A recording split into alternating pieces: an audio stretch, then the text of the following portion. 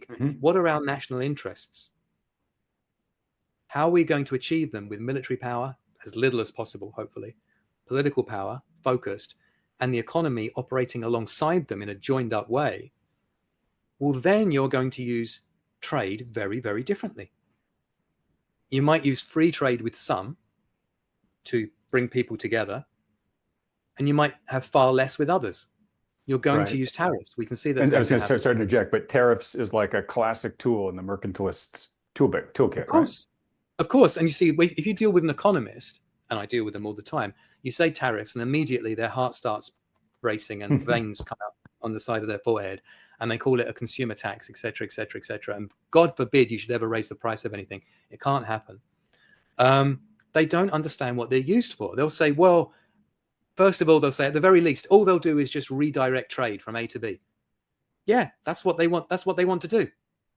Don't trade with them because we don't trust them. They're dangerous. Trade with them. We like them. They're not dangerous. That's what they're trying to do. So they misunderstand. They think that's something bad. That's the entire point.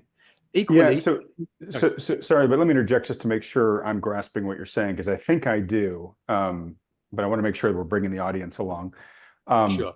I think a lot of people, especially academic economists, right, think of the economy as more or less of a self-contained system. It exists for itself in and of itself, and the goal is just to maximize economic growth and output. And that's all policy should be in service of, is just helping the economy grow as big as it can, as sustainably as possible.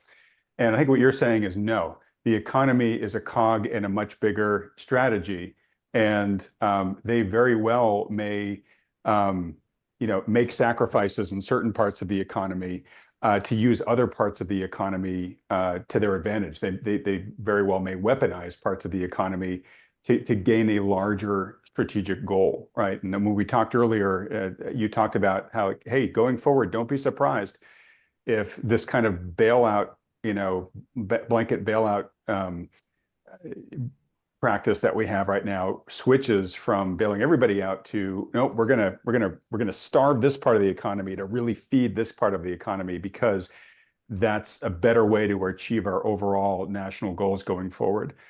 Is that description accurate? Completely. In fact, thank you for stopping me going off on a rant and coming No, back to it was great. I just wanted to make sure the audience really gets this, which is the economy it doesn't exist in and of it for itself. It is a part of the machine of the ship of state. Completely. Let me put it like this. In the report, I actually summarize it thus. Don't ask what's GDP, 2.1, 2, 1.9. Of course, that matters, with compound interest and compound growth, etc. But the key question we should be asking, what's GDP for? Mm-hmm. And if you can't answer that question, what is GDP for? You're not running any kind of strategy whatsoever. You're just living in a complete vacuum, as you said, just trying to arbitrarily grow a number even larger.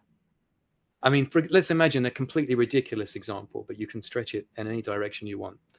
Let's just say by some strange twist of fate, everyone in America decided to become a hairdresser. Like the entire economy was just everyone's a hairdresser. All you do is produce scissors, blow dryers, chairs that tilt backwards, mirrors, and shampoo and hairdressing. Is that an America that's well placed in this world? I mean, everyone could cut each other's hair all day. It's always growing. Right. So everyone could be doing that. You'd have to import everything else in the world. But, you could all be happy being here. No, it's a silly example. But is that what America is for? I don't think so, right? It needs to have more balance than that. So you're already admitting, well, you do need some kind of balance. Fine. What kind of balance? Towards what target? Because let's look at a historical example. If you took current mantra on trade, aside from, the MAGA camp, and even the Democrats shift in that direction under Biden, if you took the pre-Trump, pre-Biden mantra on trade, do you know what America would be producing today if you hadn't had the revolution? Have a guess. I don't know. Food. I really don't. You'd be a farm. Comparative advantage. Yeah, you're right. Yeah, I'm sorry. Yeah, of course. If we were, why would you have industrialized? The Brits made everything. Right. We were the engine of the world. We were the workshop of the world, like China is today. You had vast agricultural land. And people would turn around and say to you, well, why do you need machinery? Why do you need anything? You buy it from the British at a high rate and you export back agricultural products to the UK. And that's the way the system works. That's your place in this comparative advantage. Just be happy, all be farmers. I mean, the world would look very, very different. And Right. I don't America think would be anywhere near one as good. large emerging market in that scenario.